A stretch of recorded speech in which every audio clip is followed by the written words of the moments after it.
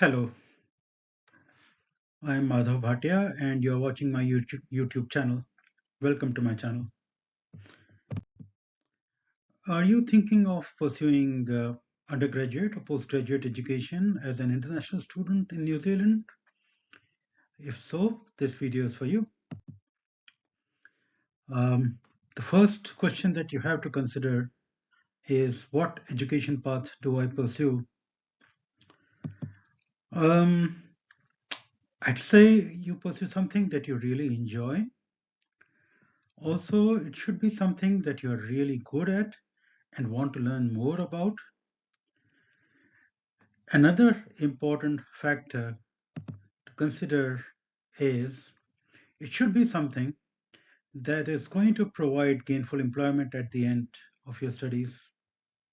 Because studying as an international student is a significant financial investment for yourself, for your parents, family, and it's really important to consider this factor as to what is the future of the qualification that I'm going for.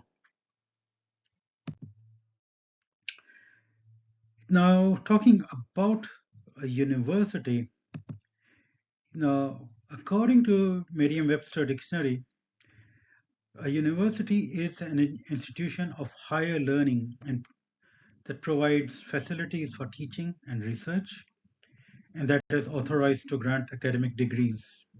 And that is really the classical definition of a university.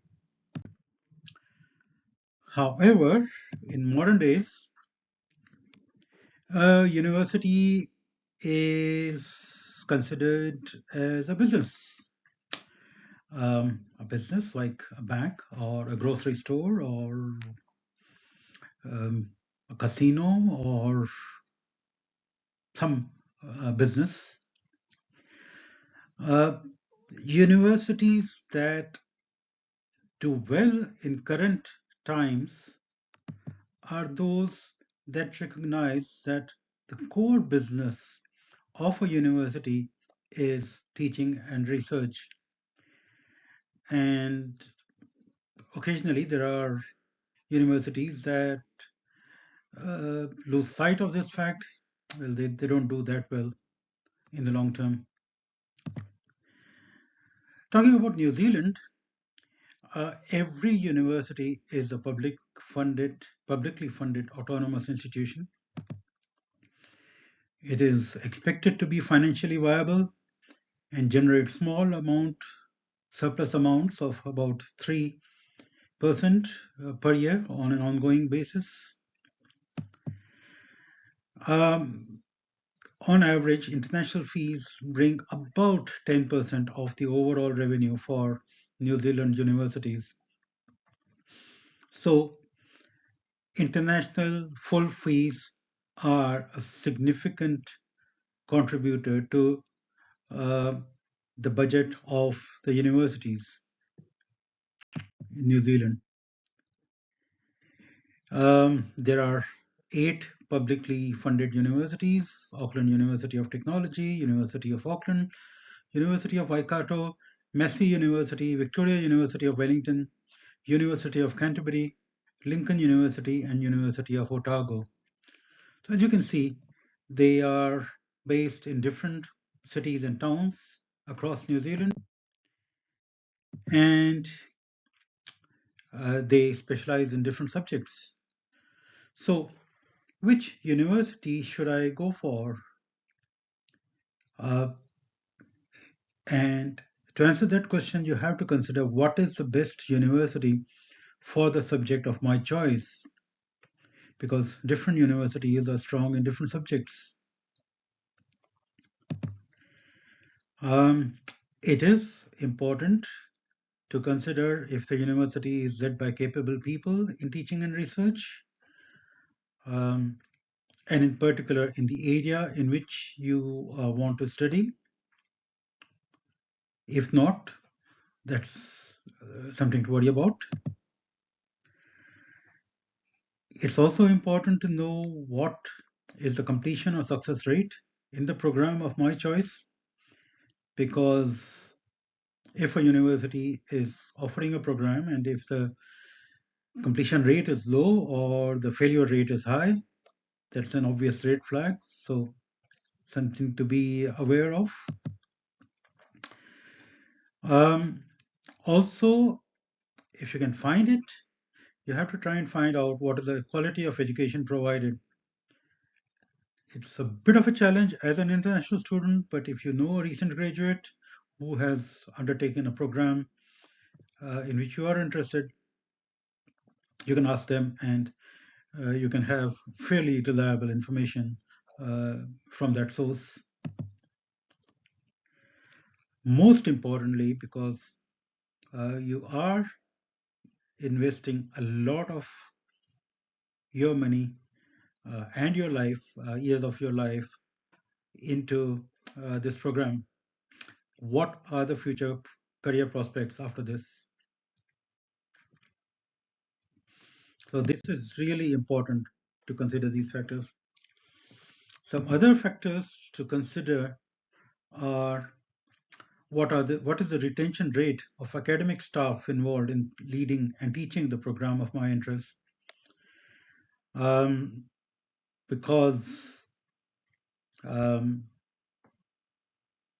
okay, the program may look good on the website, but if there is a rapid turnover of key academic staff involved in running the program or in teaching the program, that points to a lack of stability and continuity at the university and is an obvious red flag. So you should go for a program where, at a university, where the retention rate of key academic staff involved in leading and teaching the program of your interest is good.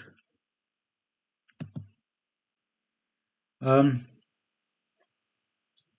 is the priority of the university teaching and research as it should be, like I mentioned earlier, at a university? Or if the university looks at the business side of things in more as a priority, and publicity and marketing and non-academic activities are more important. If that's the case, then you are better off choosing a university for which research and teaching are priorities. Another thing that um a lot of people consider is university rankings. Now, different rankings have different criteria, and um, so university rankings are helpful in the sense that yeah, I mean, if a university is ranked very poorly, it may not reflect that well on that university. um, if it is very high, that may not necessarily mean that that university is better than some of the other universities. uh, So they are helpful, but university rankings have limited value overall when it comes to sort of overall university rankings. But subject-based rankings are more useful.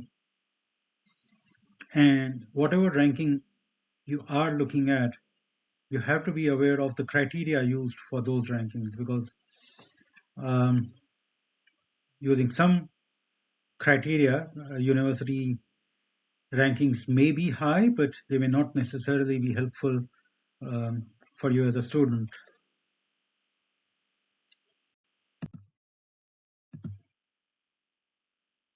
It's important to consider personal factors outside of studies. If you have a spouse or a partner, or if you have children, um, these become important considerations, especially when you're looking at living at a place for an extended period of time. Um, in addition to the subject that you're interested in, what would be the ideal city or town for me to live in? And that is again a matter of personal choice.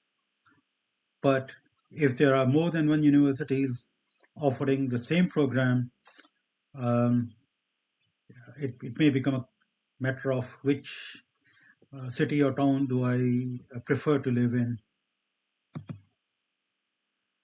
It is really important to consider the expenses. Most students only think about international fees, which themselves are about 4 to 5 times domestic fees, depending on the university and depending on the program that you're enrolling in. But apart from the university international fees, which are significant, there are other expenses such as housing and living expenses, etc. So it's important to be conscious of the expenses that you're going to make during the course of your study, and um, whether or not your budget allows for those expenses to be made. The only exception in New Zealand is for a PhD program, for which the international fees are the same as domestic fees. So for all other programs, as far as I'm aware, undergraduate and taught postgraduate program, and even postgraduate programs for research, uh, the international fees are 4 to 5 times domestic fees. So something to bear in mind.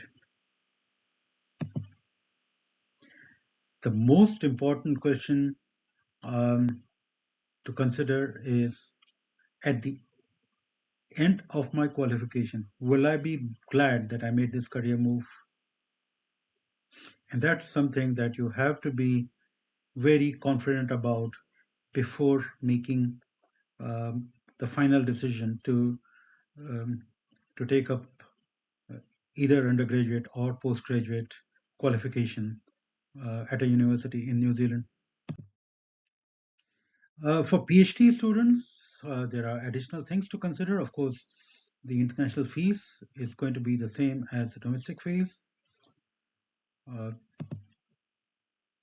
but for a PhD student, a very important consideration is whether or not this research topic that I am undertaking is this topic I would be happy to invest a few years of my life in, because a PhD, um, yeah, it does take a lot of commitment. Secondly, you have to consider your supervisor. Um, and that's really important because as a student, as a PhD student, you are embedded in a research group of a supervisor.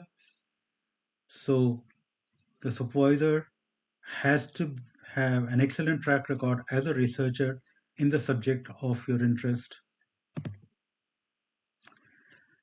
It's also important um, to find out the track record of your supervisor as a mentor and supervisor. You can do a quick search and you will be able to have information about what are the previous PhD graduates from that group doing now. If they are doing well, um, there are chances that if you do a good PhD, you will also end up doing well. A very, very important factor apart from your supervisor is the working environment in the department and the university, because the best supervisors may be limited in their ability to support the students if the overall working environment is toxic. So if possible, try and find out the working environment in the department, host department, and the university. And again, for that, I think you can contact some recent graduates from the research group and or from the department. So to summarize, New Zealand has 8 publicly funded universities located in different cities and towns around the country. All the universities specialize in different disciplines. There are opportunities for undergraduate and postgraduate studies, for international studies, for international students. And as a student, as a candidate, there are important factors to consider before making a decision to undertake university education as an international student. And I hope this video has been able to help you make those decisions. So, if you decide to go ahead with uh, taking up undergraduate or postgraduate studies in New Zealand, at a university in New Zealand, wish you all the very best with your career move. If you like this video, please click like and subscribe to my YouTube channel. Share this video with your friends and colleagues, and I'll see you again in my next video. Thank you. Bye bye.